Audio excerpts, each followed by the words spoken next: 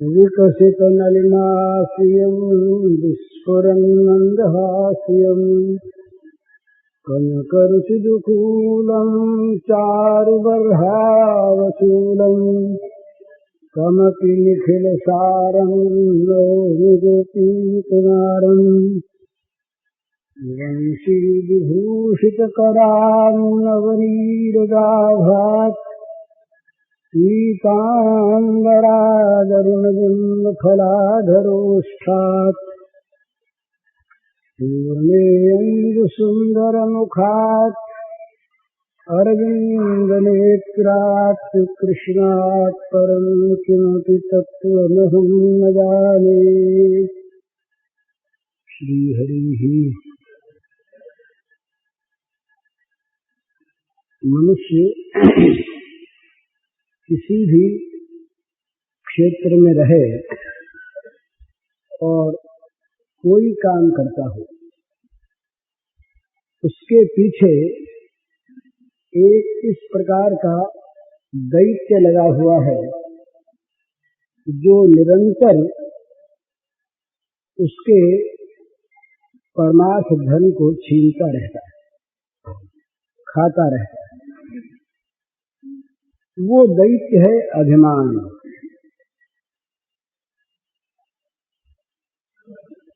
साधनाभिमान भी होता है, भक्ति का अभिमान भी होता है, सिद्धि का अभिमान भी होता है, और ये अभिमान जहाँ होता है वहाँ वो गिर जाता है। अभिमान मनुष्य को गिरा देता। बहुत अच्छी निर्भिमानता की बात कहता हुआ भी आदमी अभिमान का सेवन करता है। मानहीनता की बात, मान का विरोध करता हुआ भी मनुष्य किसी छिपी हुई वासना को लेकर मान के वश में रहता है। प्रायः भाई लोग ये मान लो कि ये निर्माणी आदमी है, ऐसी छिपी वासना रह सकती है। तो अभिमान बहुत दूर तक साथ जाता है। बहुत त्याग कर देने पर भी, साधना में बहुत ऊंचा अग्रसर हो जाने पर भी और परम दुर्लभ सिद्धियों को पाने पर भी एक अभिमान रहता है, और वो अभिमान गिरा देता है। जो ज्ञान मान विमत्त तो भवहरण भक्त ने आदरी। जो ज्ञान के अभिमान से प्रमत्त रहते हैं और विनय नम्रता दासता को लेकर जो अभिमान का नाश नहीं करते, वो देव दुर्लभ पदार्थ, सुर दुर्लभ पदों को पा करके भी वो गिर जाते हैं। तो बहुत दूर तक विनय का अभिमान होता है, नम्रता का अभिमान होता है। ये अपने आप इस बात को जान सकता है आदमी कि वो अभिमान के क्षेत्र में है या वो अभिमान से बाहर के क्षेत्र में। ये 15वें अध्याय में भगवान ने जहाँ अव्यय पद की प्राप्ति बताई, तो सबसे पहले मान का नाम है। निर्माण मोहा विपसंग दोषाः अध्यात्म नित्याः विवृत्त कामाः द्वन्द्वैर्विमुक्तः सुख दुःख संगैर् गच्छन्त्यमूढाः पद्मव्ययन्तत्। अव्यय पद की प्राप्ति ये अभिमान रहते नहीं है। और जहाँ अभिमान होता है और जहाँ भगवान की शरणागति भी मन में रहती है, वहाँ भगवान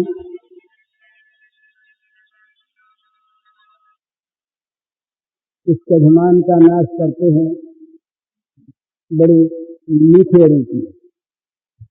और जहाँ अभिमान दैत्यपन को प्रकट कर देता है, वहां भगवान अभिमान का नाश करते हैं तीव्रता के साथ।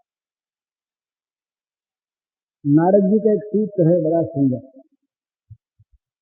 साधना जहां बताई नारद जी ने, वहां कहते हैं कि भाई भगवान में कोई दोष नहीं, भगवान रागद्वेष से सर्वथा शून्य है। रागद्वेष तो नहीं रहते, अंतःकरण की शुद्धि होने पर ही पुरुष में, ज्ञानी में नहीं रहते, भक्त में नहीं रहते, तो रागद्वेष कहीं भगवान में हो तो कल्पना नहीं करनी चाहिए। परंतु भगवान उन रोगियों की, मानस रोगियों की व्याधि का नाश करने के लिए अभिमान, ये राग और द्वेष की भी मिला करते हैं। यहाँ उनका सूत्र है, अभिमान द्वेषित्वात् राग दैन्य प्रियत्वात्, ये सूत्र है। भगवान अभिमान से द्वेष करते हैं और भगवान दैन्य से प्रेम करते हैं। जहां जहां दैन्य है, अपनी साधन का, अपनी स्थिति का अभिमान नहीं है, वहां वहां पर उसे भगवान का प्रेम प्राप्त होता है। और जहां जहां पर अभिमान है, वहां उस अभिमान का नाश करने के लिए वो कड़ी दवा देते हैं। खिलाया यहां तक प्राचीन, जहां जहां अभिमान की जागृति की लीला भगवान ने कराई हम लोगों से उपदेश के लिए, उनका विनाश हुआ। ये द्वापर युग की बात है, कथा आती है द्वापर युग की बात। सत्यभामा जी को बड़ा मन में एक सौंदर्याभिमान था कि मेरे समान रूप सौंदर्य और किसी का नहीं।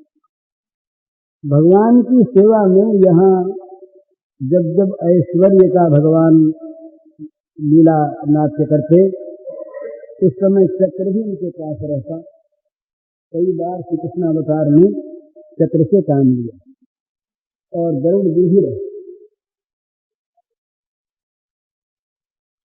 तो ये भी उनके पास रहने वाले। तो गरुड़ के मन में अभिमान था कि मेरे समान स्पीड से चलने वाला तीव्रगामी कोई है नहीं।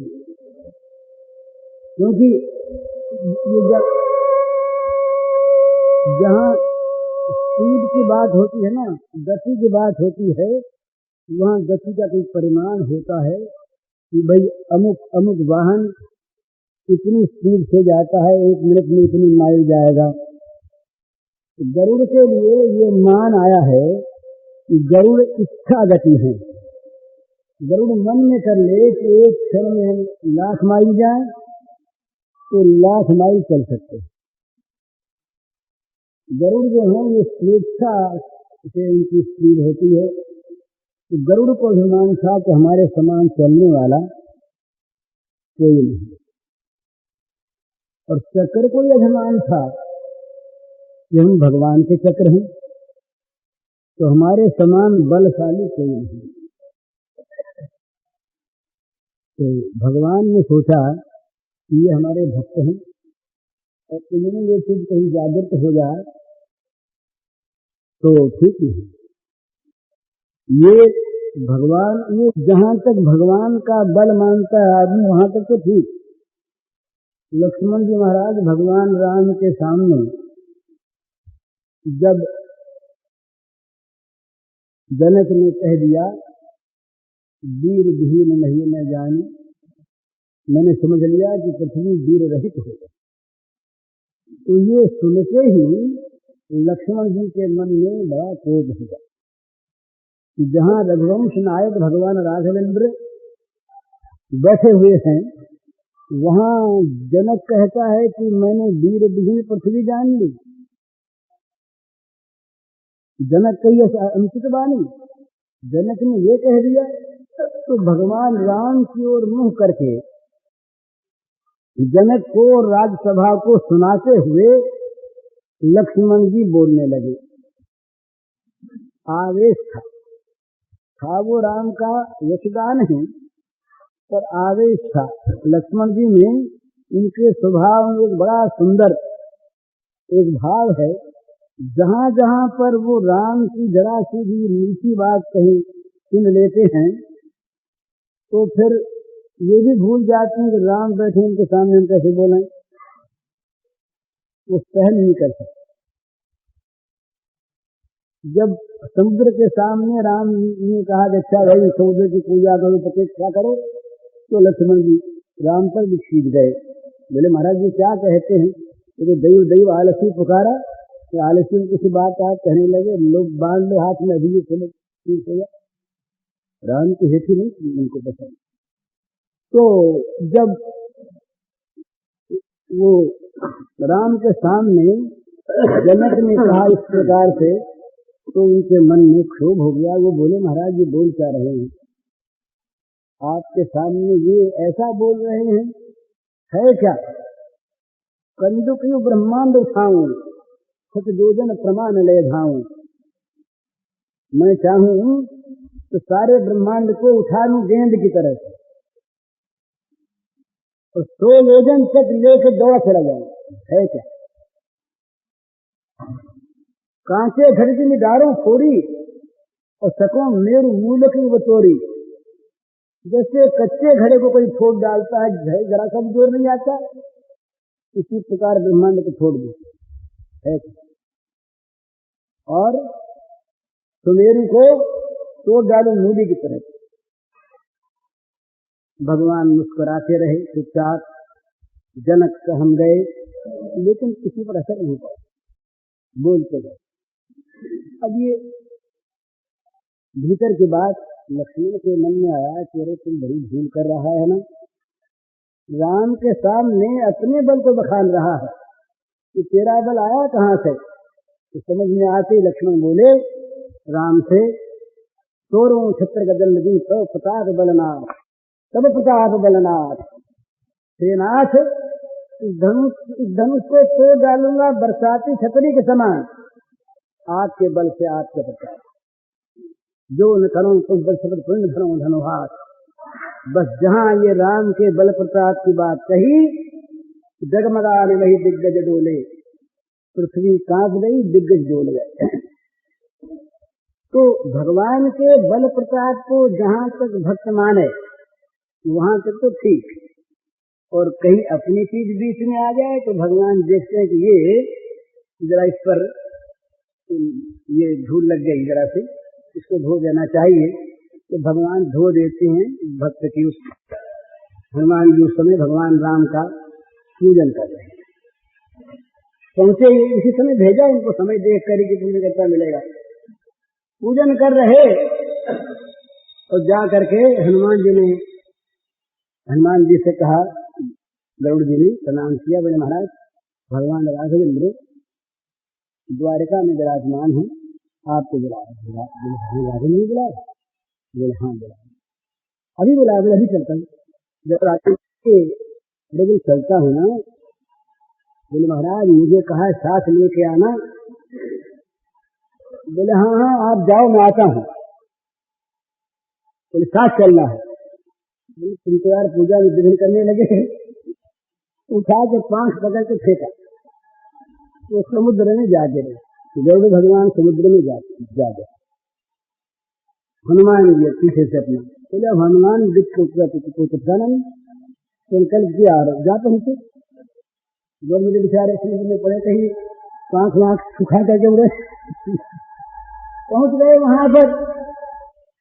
चक्कर ने कहा खबरदार नहीं जा सकते, सरकार की आज्ञा है कि गरुड़ के आने से पहले तुम नहीं जा सकते। कौन हो तुम? बोले हनुमान जी को बुलाया राघवेंद्र। बोले कौन राघवेंद्र? नहीं जा सकते। उठा के चक्कर को मुंह में डाल दिया, गए अंदर।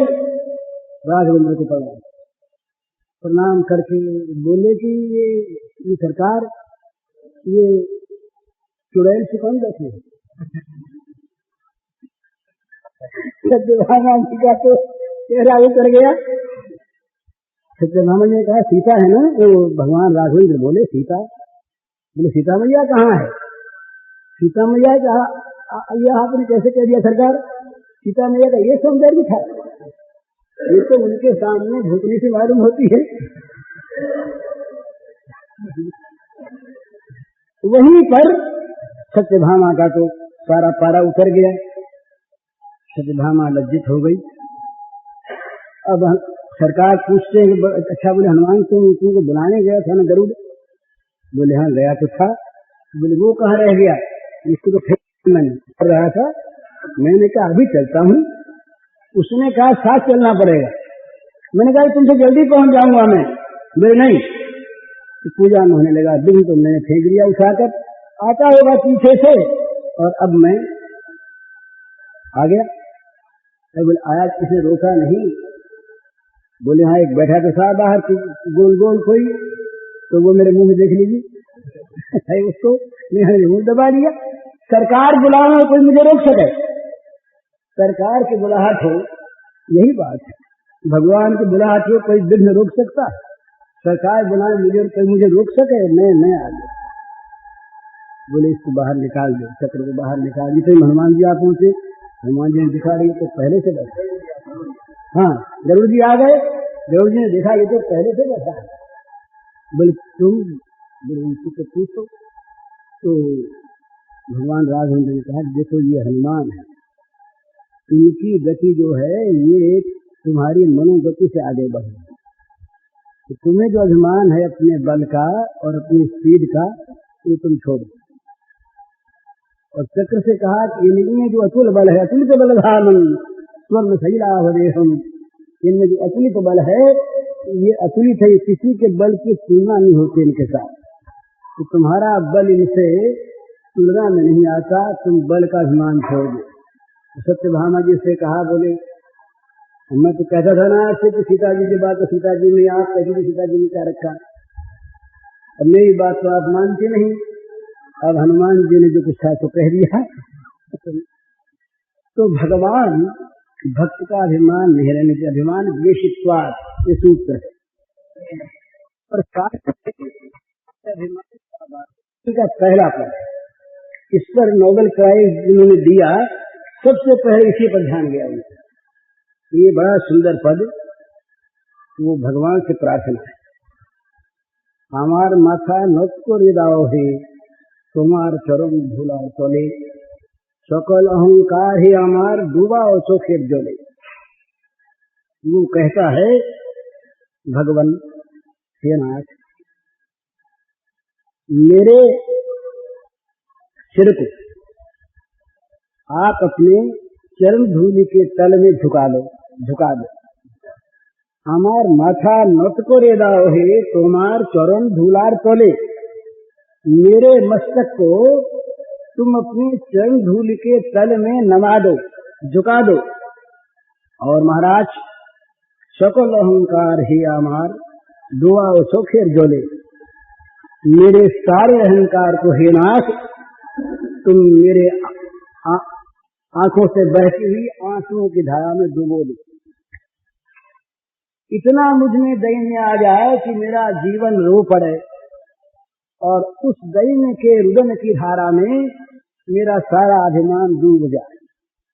सकल अहंकार है हमार डूबा हो तो फिर बोले। महाराज मैं क्या करता हूँ, निजे रे करीते गौरव दान, निजे रे केवली करी अपमान। अपना रे शुधु घेरिया घेरिया, घुरे मोरी पले पले, सकल अहंकार है हमार डूबा हो तो फिर बोले। मैं अपने को गौरव देने के लिए, अपनी इज्जत बढ़ाने के लिए दिन रात अपनी इज्जत खोया करता हूँ। जहां जहां अभिमान की बात है ना, तो अभिमान जो है शरीर को लेकर और नाम को लेकर और शरीर से होने वाली किसी क्रिया को लेकर जो अभिमान है, ये तो आत्मा की इज्जत खोने वाला है। हमारा स्वरूप तो आत्मा है, हमारा स्वरूप ये शरीर नहीं। और ये नाम नहीं, और शरीर नाम से होने वाली क्रिया नहीं। तो शरीर नाम से होने वाली क्रिया को लेकर जब अभिमान करते हैं तो आत्मा का अपमान करते हैं, आत्मा की इज्जत होते हैं।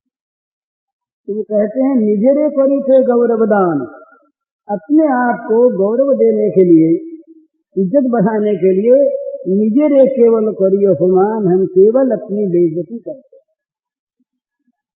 और हम क्या करते हैं? दिन रात केवल अपने को लेकर, इस अपने को लेकर, इस मैं को लेकर, इसी के आसपास रात दिन चक्कर लगाते हैं। जहां कहीं हम बोलते हैं, कहते हैं, करते हैं, इसी मैं के आसपास घूमते हैं, इस मैं को छोड़कर आगे नहीं बढ़ते। अपना रेसिड्यू घेरिया घेरिया घिरे मरी पले पले, प्रतिपल ऐसा कोई पल नहीं जाता जिस समय इस मैं के दायरे से हम बाहर निकलते हों, इसी को घेरे हुए घूमते रहते दिन रात। ये हमारे अभिमान की दशा है। तो इसलिए हे नाथ, सकल अहंकार है हमार, डूबाओ चोखेर जोले, दैन्य की इतनी अश्रुधारा बहे कि जिसमें हमारा सारा अहंकार डूब जाए। तो क्या करें? हमारे नाजनों को प्रचार हमार आपन का दे, तुम्हारी इच्छा पूर्ण करो है हमार जीवन माधे। बड़ी बढ़िया चीज हम करते हैं आत्म प्रचार। ये महाराज अपने आप को देखने से मारे हैं, व्याख्यान देते हैं, भगवान की बात कहते हैं, लेख लिखते हैं, आत्मा की बात कहते हैं और अपने अभिमान का विरोध करते हैं पर करते हैं आत्म प्रचार, भक्ति का प्रचार, भगवान का प्रचार, सेवा का प्रचार। ये तो नाम है।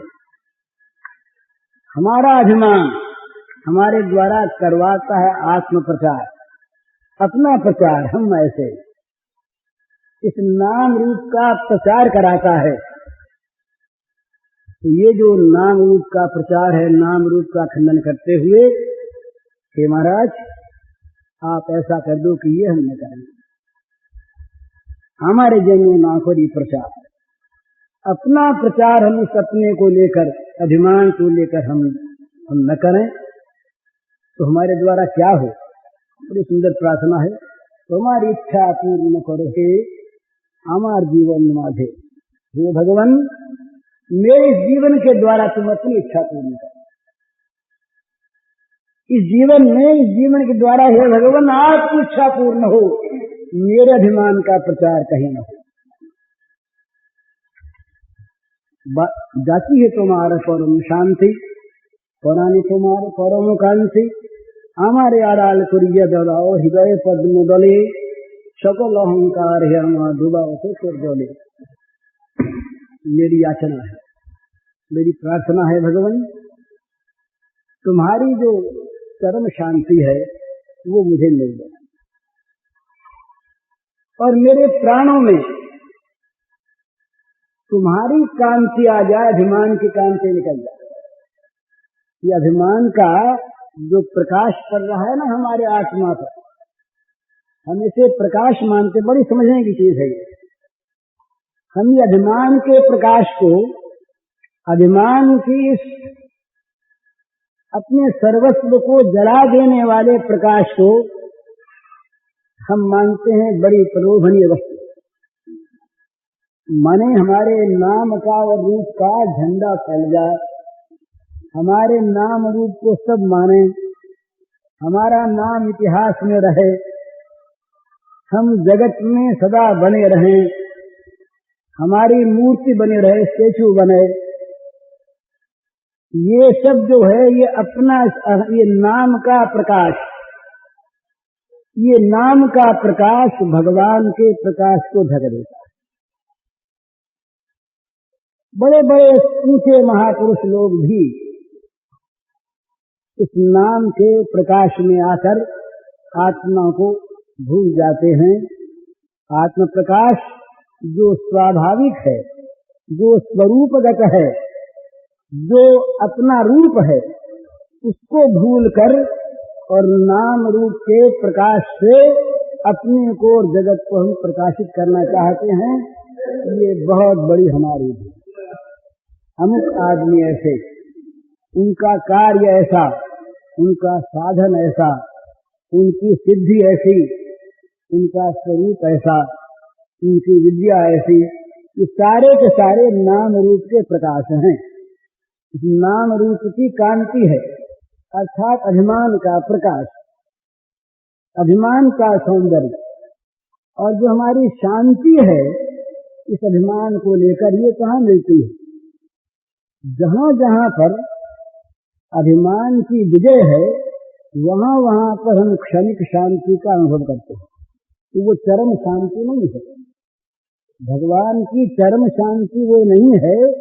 जो क्षणिक सफलता की शांति है, वो चरम शांति नहीं। तो हम लोग क्या करते हैं, जब कभी अभिमान सफल होता है, हर एक क्षेत्र में, विद्या के क्षेत्र में, साधना के क्षेत्र में, आचार्यत्व में, प्रकार में, प्रकाश में, उपदेश में, सभी में, जहां कहीं भी हमारा अभिमान सफल होता है, वहां कुछ शांति अनुभव करते हैं। बड़ा अच्छा, हमारे जीवन में सफलता मिल गई, हमने अमुक काम कर लिया, हमने अमुक चीज प्राप्त कर ली। ये शांति कब तक रहती है? जब तक दूसरी कामना नहीं उत्पन्न हो। बस दूसरी कामना संसार की प्रत्येक अवस्था की प्राप्ति के बाद होती ही है। तो निश्चित है, क्यों कि प्रकृति अपूर्ण है। कहीं पर भी प्राकृतिक परिस्थिति, अवस्था, वस्तु, पदार्थ, प्राणी को पाकर कोई मनुष्य ये कभी अनुभव कर नहीं सकता कि सारे अभावों की पूर्ति हो गई, कुछ नहीं चाहिए उसे, ये कह नहीं सकता। नया नया अभाव नई नई पूर्ति के साथ आएगा, ये नियम है प्रकृति का। ये नियम है कि प्रकृति के जितने पदार्थ प्राप्त होंगे, उतने ही नए नए पदार्थों की आवश्यकता पैदा हो जाएगी। भाई मकान नहीं बना तो नहीं बना था, अब बन गया तो इसके लिए कितनी चीज और चाहिए, मरम्मत चाहिए, संभाल करने वाला चाहिए, उसके लिए खर्च चाहिए, उसके लिए टैक्स देना चाहिए, सरकारी कागज चाहिए, नवान क्या क्या चाहिए। तो जितनी भी संसार में प्राकृतिक पूर्ति है, वो नई अपूर्ति को लेकर आती है, नई आवश्यकता को लेकर आती है। इसलिए उससे मिलने वाली शांति चरम शांति नहीं, और उस अभिमान की सफलता से होने वाला प्रकाश, ये कांति भगवान की कांति नहीं। तो अभिमान का नाश करने की प्रार्थना करते हुए कहते हैं वो कि जाती है तुम्हारे चरम शांति। हमें ये शांति नहीं चाहिए, अभिमान वाली शांति नहीं चाहिए। हम याचना करते हैं आपसे कि जो आपकी चरम शांति है, अभिमान के नहीं, भोगों के नहीं, नाम रूप के नहीं, जो आपकी चरम शांति, अंतिम शांति, शाश्वती शांति, वो हमें मिल जाए। और हमारे प्राणों में, प्राण माने जीवन, हमारे जीवन में जो आपकी परा शांति है, परा शांति कब मिलती है? भगवान को जानने से। अभिमान का नाश होकर जब भगवान को जानते हैं, श्रद्धावान लभते ज्ञानम तत्प्रसन्नेन्द्रिय ज्ञानम लब्ध्वा पराम शांतिम अचिरेणाधिगच्छति। परा शांति की प्राप्ति अभिमान से नहीं होती, भगवान के जानने से होती है। तो ये कहते हैं कि परा में तुम्हारे परम शांति, मैं चाहता हूं मेरे जीवन में तुम्हारी शाश्वती शांति आ जाए और मेरे प्राणों में तुम्हारी जो परम कांति है, परम प्रकाश, वो आ जाए। तो फिर भगवान क्या हो, ऐसा कैसे हो? बोले तुम एक काम करो तो हो जाए, हमारे आड़ाल कोरिया दानाओ हृदय पद्म वाह। वो कहते हैं कि भगवान मेरे हृदय पद्म में, मेरे हृदय कमल में, इस मेरी दीवार को आगे रख करके आप खड़े हो जाए। ये खाली पर्दा रहे, ये मेरे नाम का पर्दा, ये नाम रूप का पर्दा रहे और हृदय में सारे काम करो आप, फिर चाहे मैं मेरा कहूं कोई आपत्ति नहीं। माने अभिमान शून्य, अभिमान रहित जो ममकार है, अहंकार, इसमें आपत्ति नहीं है। और वो छूट नहीं सकता जब तक शरीर है। तो शरीर के रहते, नाम के रहते, ये अहंकार का नाश होना कब समझा जाए? जब अहंकारी न रह जाए। देह तो रहे, नाम भी रहे, रूप भी रहे, पर देहाभिमानी न रहे। देहाभिमानी की जगह भगवान आ गया। ये बड़ी सुंदर अद्वैत वाली बात भी बहुत ध्यान देने की है। बड़ी सुंदर चीज है। देह रहे, इसी का नाम जीवन मुक्ति है। तब जो मुक्ति होती है वो तो होती है कि शरीर के नाश के बाद। तो जीवन मुक्ति का अर्थ क्या है कि देहाभिमानी जो है उसका अभाव हो जाए। देह रहे प्रारब्धवश, देह को मैं मानने वाला कोई न रह जाए। देह के द्वारा कर्म हो प्रारब्धवश, पर मैं करता हूं यूं मानने वाला कोई करता न रह जाए। इसकी तो फिर वो कौन करे? उसकी जगह भगवान आके बैठ जाए। ये भक्त की भाषा है ना। तो भगवान कहते हैं कि भगवान इसके आड़ में बैठे हुए हमारी इस मैं को घटा दें और इस मैं की जगह वो आके अपना आसन जमा लें। ढांचा यही रहे, ढांचा यही रहे।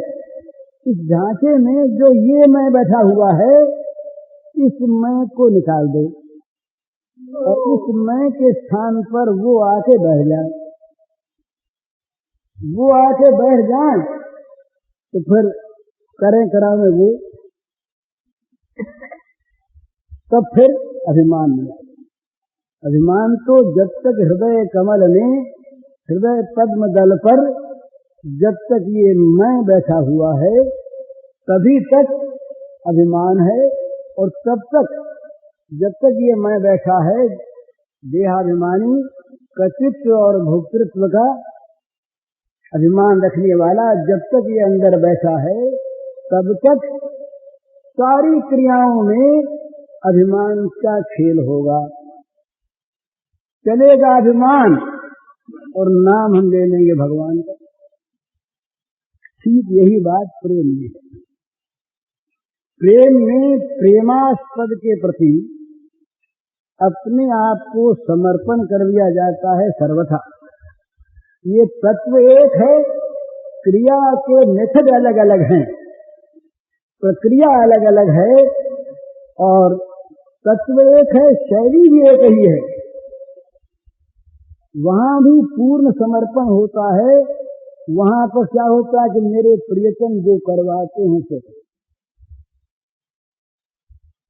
मेरे प्रियतम जो मुझसे करवाते हैं वो किया जाता है, अपने लिए मैं कुछ नहीं करता। तो अपने आप को जब किसी के समर्पण कर दिया, अपना आप नहीं तो अपने आप के लिए नहीं। पहले अपना आप होगा तो अपने आप के लिए होगा। तो प्रेम में अपना आप नहीं रहता, प्रेम में रहता है प्रेमास्पद। तू करके तू भया मुझ में रही न हूं, रही नहीं बलिहाई या प्रेम की जित देखूं चित तू। प्रेम गली अति साकरी तामे दो न समान, दो नहीं समाते इसमें। तो वो प्रेम में क्या होता है कि सारे जीवन पर, हृदय पर, आत्मा पर प्रेमास्पद का अधिकार हो जाता है। मन प्राण, मन में अंतःकरण और प्राण में जीवन। प्राण चेतनता के बिना नहीं चल सकते। तो चेतनता युक्त जो प्राण की क्रिया है ये जीवन है। अगर ये कहीं हो सकता हुआ नहीं, कभी हो सकेगा नहीं, क्योंकि भगवान की बनावट ऐसी ही है। अगर प्राण रह जाए और आत्मा न रहे तो प्राण कुछ नहीं कर सकते, परंतु आत्मा शरीर में प्राण के बिना रहती नहीं, ये उनका समझौता है आपस का। सूक्ष्म देह जो है इसका तभी तक अस्तित्व संभव है जब तक आत्मा और प्राण दोनों साथ रहेंगे। चेतन जड़ के ग्रंथि जब दोनों जड़ चेतन ग्रंथि पड़े गई, जगत विमर्शा सूत्रत कठिनाई, जब तक दोनों साथ नहीं रहते तब तक सूक्ष्म देह नहीं होता। तो चेतनता युक्त जो प्राण है इसका नाम जीवन, और जिस अंतःकरण के द्वारा जीवन की सारी क्रियाओं का परिचालन होता है इसका नाम मन है, इसी का नाम अंतःकरण। तो मन पर और जीवन पर, इन दोनों पर अधिकार हो जाता है प्रेमास्पद का, अपना अधिकार नहीं रहता। मन जीवन पर अधिकार हो गया तो अपने अड़ग रहेगी नहीं, तो वहां फिर अलगाव क्या होता है? एक ही लीला में अपने को दो मानकर अपने आप खेलते। ये उपनिषद की बात है, बृहदारण्यक में आया, छांदोग्य में भी आया, और उपनिषदों में है। ये भगवान जो हैं ये क्यों से नहीं बन गए? तो कहा भी भगवान के मन में खेल नहीं किया। ये वेद की बात है, बोला पुराण से नहीं, खेलने की आ गई, बुला गई तो खेलते। अरे बोले खेले कैसे अकेले में? एकाकी न रमते, ये मंत्र है बृहदारण्यक का, एकाकी न रमते, अकेले में खेल होता ही नहीं। तो बोले फिर क्या करें? खेलना तो है, दूसरा कोई है नहीं। तो बोले एक हम बहुत श्याम, हम एक ही बहुत बन जाए। तो अपने आप बहुत बन गए और बन के लगे खेल। वहां भी रमते शब्द, एकाकी न रमते, खेल नहीं होता। तो ये जहां ये प्रेम का क्षेत्र है, वहां पर जहां प्रेम लीला होती है वहां दो रहते हैं, पर दो के सिवा तीसरा नहीं रहता। ये नियम है। ये भगवान ने कहा मां एकम शरणम ब्रज, मेरे एक के शरण आ जाओ, उसके साथ दूसरा कोई न रहे। किसी दूसरे संकल्प को लेकर मत आओ और किसी दूसरे साथी को यहां बैठा कर मत आओ। ये अनन्यता का अर्थ ये है।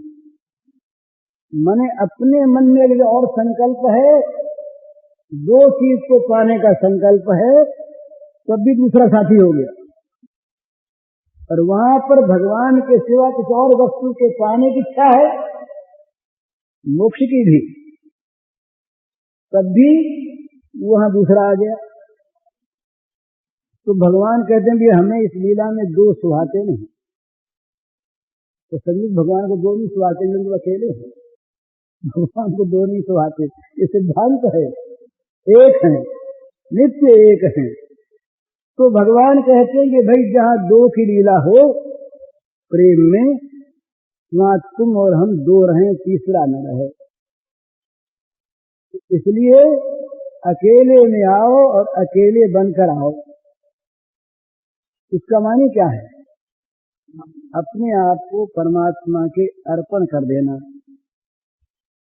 तो जैसे अभिमान का नाश हो जाने पर ये देहाभिमानी कर्तृत्वाभिमानी न रहने से केवल आत्म स्वरूप की वहां पर उपस्थिति रह जाती है और कोई रहता ही नहीं। जब कर्ता नहीं है तो कर्म नहीं है। गीता में 5 चीजें बताई हैं जिनको लेकर कर्म बनता है। इसमें कर्ता एक है, अगर कर्ता को निकाल दें वो 4 भली रहे। दैव से अगर कर्म होते भी हैं और कर्ता नहीं है तो वो कर्म लागू नहीं पड़ते उसको। अगर कोई भोगने वाला कर्ता नहीं है तो शरीर में बीमारी हुआ करे, वो बीमारी मुझको है, ये दुख उसे नहीं होगा। कर्ता के बिना कर्म जाकर सिर पर चढ़ता नहीं। तो जहां कर्ता नहीं होता वहां पर कर्म रहता नहीं, कर्म वहां पर होता नहीं। तो इसलिए जहां जहां पर ये अभिमान का नाश है वहां वहां पर कोई कर्ता नहीं, कोई भोक्ता नहीं, कोई अहम नहीं, तो वहां पर कर्म भी नहीं, जगत भी नहीं।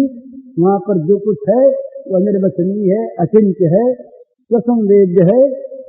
वो अनुभव का विषय भी नहीं कह सकते उसको। अनुभव का विषय कहा जाता है समझने के लिए, परंतु अनुभव का विषय जहां पर हो वहां कोई अनुभव की वस्तु होनी चाहिए जिसकी अनुभूति करने वाला कोई है। अनुभव होता है, अनुभूति की वस्तु में यहां पर भी सूक्ष्म त्रिपुटी रह जाती है। तो ये सूक्ष्म त्रिपुटी जहां तक है वहां तक अपने कोई अलग हैं, चाहे उसका नाम हम कुछ भी रखें। प्रेमी भी रह सकता है, ज्ञानी भी रह सकता है, पर उस दोनों में कुछ अधूरापन है। और जहां ये अनुभोक्ता नहीं है, जहां भोक्ता भरता महेश्वर सब प्रभु हैं, अनुमंता भी वही, भोक्ता भी वही, भरता भी वही, कर्ता भी वही, सब कुछ जहां वही है वहां न कर्म है, न कर्ता है और न कर्तृत्व है, कुछ नहीं। तो ऐसी अवस्था में अभिमान नहीं टिकता। तो भक्त कहते हैं कि हमारे हृदय में आप आकर विराज जाए, हमारे हृदय पर आप पूरा अधिकार कर लो, इसमें दूसरा कोई आकर बसे नहीं, फिर इसके द्वारा जो चाहो सो आप करो। ये भक्त की भाषा है। कहते हैं जाहि न चाहिए कबहु कछु, तो तुम सन सहज स्नेह, बसहु निरंतर कास उर, तो राउर निज जी। वाल्मीकि जी महाराज कहते हैं भगवान से कि महाराज आपके लिए घर हमने सोच रखा है। बहुत से घर बताए। पहले तो उन्होंने पूछा, बोले महाराज कहीं घर वर बताओ, कहीं रहें झोपड़ी बोली बांध में। तो वाल्मीकि जी तत्व की बात कहें, बोले महाराज पहले आप बताओ कहाँ नहीं हो आप। गुरु नानक गए मक्का, मक्का गए तो रास्ते में कहीं एक कुआं था, उस पर सो गए, उनके पैर हो गए मक्के की तरफ। तो किसी ने कहा कि भाई तुम मक्के की ओर पैर करके सोए हो। बोले मक्के में क्या? बोले खुदा है। बोले पहले बताओ कहाँ खुदा नहीं, जहाँ खुदा न हो वहां पैर कर दे बाबा, तुम्हारे खुदा जहां न हो वहां पैर कर दे। अपने यहाँ की पुरानी बात ही। वाल्मीकि जी ने कहा भगवान राघवेंद्र से कि महाराज आप कहते हैं हमें स्थान बताओ रहने के लिए, तो जो स्थान आपसे खाली हो बता दें, आप बता कौन सा स्थान आपसे खाली है, जहां आप न हो वो बता दें। तब भगवान हंसे, बोले भाई इसमें ढीला है। हंसने से वो समझ गए। तो बोले महाराज ये स्थान आप रहना। बहुत स्थान बताए, ये आपके लायक, ये आपके लायक, ये आपके लायक। तो भगवान ने मन ही मन में कहा अगर ऐसा घर बताओ जो थोड़े दिन के लिए न हो। बोले आपके लायक कब? घर वाले मालिक कभी आपको ही खाली करना पड़े, कभी वही कह दे महाराज कि बहुत दिन हो गए रह के जा, सफाई करवानी है, कुछ बहाना ले दे, अपना घर बताओ। तो वाल्मीकि जी बोले आपका घर बताओ। जाहि न चाहिए कबहु कछु, तुम सन सहज स्नेह, बसहु निरंतर कास उर, तो राउर निज जी। जिसके हृदय में दूसरी कभी कोई आकांक्षा होती ही नहीं। कबहु कछु, जाहि न चाहिए, जिसको कभी कुछ भी नहीं चाहिए, और तुमसे जिसका अहेतुक प्रेम। जहाँ प्रेम के हेतु होता है ना वहां तो कुछ चाहिए है, दोनों चीज की संगति बैठते नहीं। अहेतुक प्रेम है तो कुछ चाहिए नहीं, कुछ चाहिए नहीं तो अहेतुकता है। जाहि न चाहिए कबहु कछु, तुम सन सहज स्नेह, तुम्हारे साथ जिसका सहज स्नेह स्वाभाविक, इसलिए कहीं से बना नहीं, किसी बात को लेकर नया नया उसका निर्माण नहीं हुआ, सहज है। तो भगवान सो रावण निज, वो आपका अपना घर है। बसो निरंतर, यानी थोड़े काल के लिए, आप सदा के लिए बस जाओ। तो जब ये अभिमान हट जाता है तो भगवान आके बस जाते हैं। तो भक्त की भाषा में प्रेमास्पद भगवान अपने प्रेमी के सर्वस्व पर अपना अधिकार करके इच्छा अनुसार खेल करते हैं। और ज्ञानी की दृष्टि में ये देह स्वप्न मात्र रह जाता है, ढांचा कुछ है नहीं। इसमें रहने वाला जो अभिमानी था, उस अभिमानी का अभाव हो गया। अब इसके द्वारा जो कुछ भी होता है वो ज्ञानी की दृष्टि में होता नहीं, और नहीं सारी भगवान की लीला होती बस। तो ये अभिमान का नाश, ये परम आवश्यक। तो ये रविंद्र का जो गीत है, ये गीतांजलि था, ये इनके जितने गीत हैं सब इतने बढ़िया बढ़िया गीत हैं, भावात्मक हैं। एक बार हमने इनको सुनाया था वहाँ गोरखपुर में, तो बंगाली बहुत सुनने आया करते। तो ये बंगला का जो ओरिजिनल है, इसमें जो रस है, ये रस इसके अंग्रेजी अनुवाद में भी नहीं, हिंदी में भी नहीं। तो इसकी जो अंतिम चीज है वो ये याद रखने की है कि भाई हम चाहते हैं जाती है तुम्हारे परम शांति, परम तुम्हारे परम कांति। तुम्हारी जो शाश्वती शांति है, अभिमान वाली शांति नहीं, वो हमारे मन में, हमारे जीवन में आ जाए। और तुम्हारी जो परम कांति है, अभिमान की सफलता का प्रकाश नहीं, वो परम कांति हमारे जीवन में आ जाए और हमारे हृदय पद्म में हम न रहें, हमारे हृदय कमल में ये मैं न रहे। जो अभिमान करने वाला, मैं करने वाला है, ये न रहे। और इसके स्थान पर, इस ढांचे के अंदर, इस मेरे मैं को आप आगे रखकर, मेरे मैं को आप आगे रखकर, जब शरीर तो रहेगा, इस मेरे मैं को आप आगे रख करके हृदय पद्म दल में आप आकर के खड़े हो जाओ।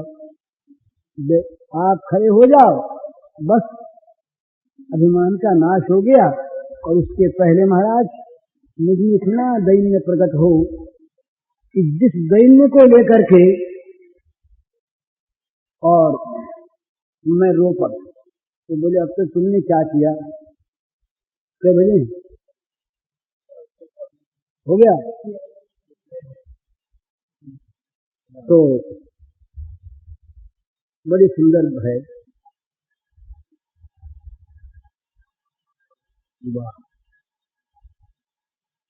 भगवान हमारी इच्छा पूर्ण नहीं करते। भगवान कहते हैं भाई तुम समझो ना, हम तो तुम्हारे अभिमान को हटा रहे हैं और हम उपाय कर रहे हैं, तुम नहीं समझते। तुम समझो हमने क्या किया, कुछ किया कि नहीं किया। कुछ समझ में आई बात? हाँ बोले महाराज आपने किया।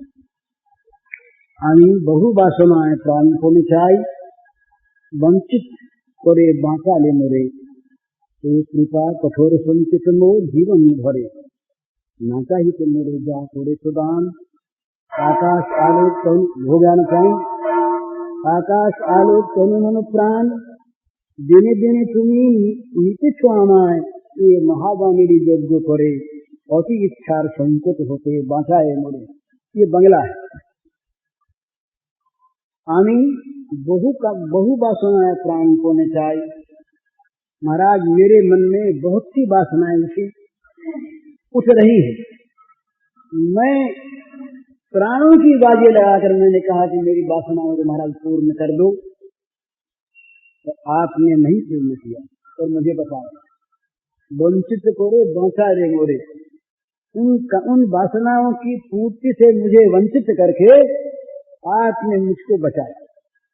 ये कृपा कठोर संचित मोर जीवन भरे, मैंने जीवन भर इस कठोर कृपा का संचय किया। कृपा है तो बड़ी सुंदर भावना है महाराज। जो दुख में, विपत्ति में, असफलता में, विनाश में भगवान की कृपा का दर्शन करे, वही तो कृपा का दर्शन करता है। तो वो कहते हैं, एक कृपा कठोर संचित मोर जीवन भरे।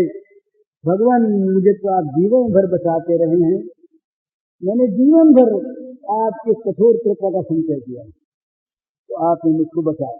जब जब मैंने चाहा आपने नहीं होने दिया। ये कठोर कृपा आपने की इसलिए कि मैं कहीं आपसे वंचित न हो जाऊं, और जो चीज मैंने नहीं चाहिए आपने दी। ये आकाश अगर न मिलता रहता कहाँ में, ये प्रकाश न मिलता सूर्य चंद्र का रहता कहाँ, ये शरीर, ये मन, ये प्राण है। तो महाराज आपने दिया ना चाहिए तो मोरे जाल को रेखो दाम। आकाश आलोक तनु मनो प्राण, बिना चाहे भी आपने मुझको जो कुछ दान किया, ये आकाश आलोक तनु मन प्राण।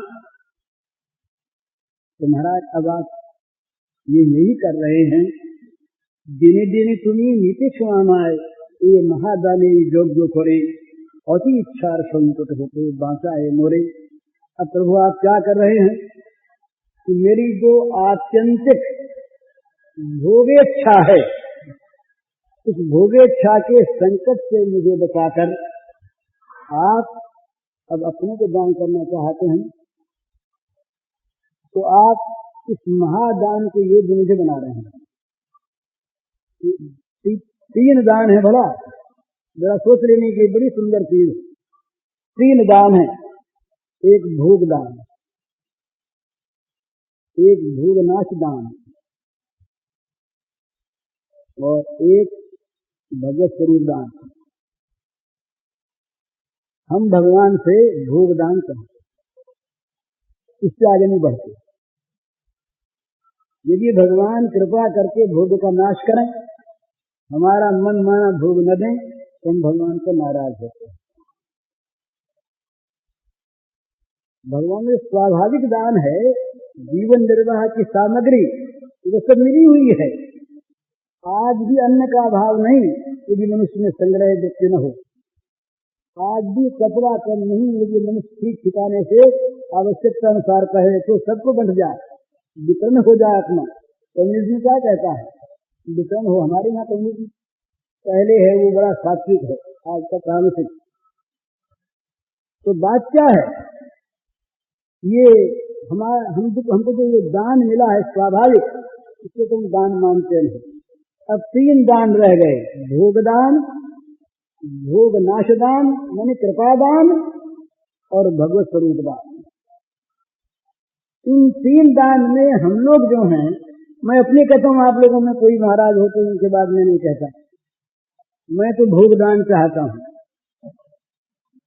तो भोगदान हम सभी चाहते हैं, प्राय अपनी ही पर सबको लगा देता हूँ, क्षमा कीजिएगा।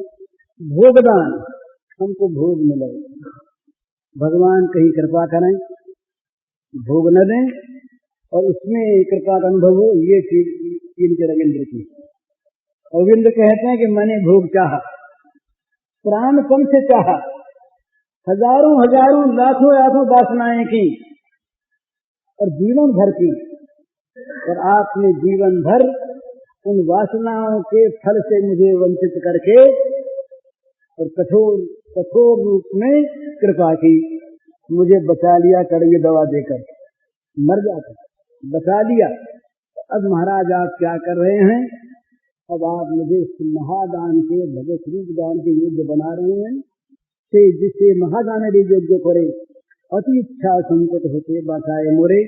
इस आत्यंतिक इच्छा के संकट से मुझे बचाकर अब आप अपने स्वरूप दान के योग्य मुझे बना रहे हैं, ये आपकी बड़ी कृपा। तो भगवान की कृपा प्राप्त होने पर, कृपा से ही ये मनुष्य के मन में आता है कि मैं अभिमान में फंसा। अभिमान में फंसने पर ही कामना होती है महाराज, मैं ये न हो तो भोग कामना नहीं हो। मैं ये कोई मैं, शरीर मैं, ये नाम मैं, ये मैंपन जहाँ उदय होता है वहीं मेरा उदय होता है, वहाँ मेरा बढ़ने की कामना होती है, और उसमें जितने विघ्न आते हैं उनसे लड़ाई होती है। उसमें राग हो गया, उसमें द्वेष हो गया, जीवन कलहमय, विषादमय, पापमय और विनाश होने पर शोकमय हो गया। भय और शोक दो सबको लगे हैं। जो है वो चला न जाए ये भय, जो चला गया उसके लिए रोना ये शोक। भय स्थान सहस्त्राणी शोक स्थान शतानि च, ये आया हमारे शास्त्रों में। हजारों हजारों भय के स्थान, ये चला गया, ये चला गया, तो सैकड़ों सैकड़ों ये शोक के स्थान। ये शोक भय मिट नहीं सकता जब तक अभिमान है, और अभिमान नाश के दो ही उपाय हैं। सारा अभिमान भगवान को सौंप करके उनके शरणापन्न हो जाए, या इस दैहिक जगत की माया को, इस जगत की रचना को स्वप्नवत मानकर इससे विरक्त है। अभिमान नाश के दो उपाय, या तो भगवान में राज करें या सर्वथा विराज करें, दो ही ठीक। जगत से सर्वथा विरक्त हो जाएं, जगत को स्वप्नवत मान ले माया। अभिमान किसी का रहेगा, ये शरीर भी वैसा ही, क्रिया भी वैसी, ममत्व वैसा ही, ममत्व के पदार्थ वैसे ही। अथवा सारा राज सारा ममत्व एकमात्र भगवान के चरणों में अर्पित हो जाए। तुलसीदास जी महाराज कहते हैं बड़ी सुंदर बात, या जग में जह लगिया तन की प्रीति प्रतीक सगाई, तो सब तुलसीदास प्रभु ही सो वो सिमट के खाए। कहते महाराज इस संसार में इस नाम रूप को लेकर, शरीर को लेकर, या जग में जह लगी या तन की, प्रीति है, राग है, प्रतीति है, विश्वास, सगाई आत्मीयता, आत्मापन, सारा अपनापन, सारा विश्वास और सारी प्रीति सब जगह से हटकर एक प्रभु चरणों में केंद्रित हो जाए। प्रभु ही सो हो सीमित कठाई, तो सब तुलसीदास प्रभु ही सो, सारी सब जगह सिमट कर एक प्रभु के चरणों में केंद्रित हो जाए। प्रभु के चरण ही मेरे और कुछ मेरा नहीं। अभिमान जाता रहेगा, जागतिक वस्तु का हम कुछ नहीं, हम तो भगवान के यंत्र हैं।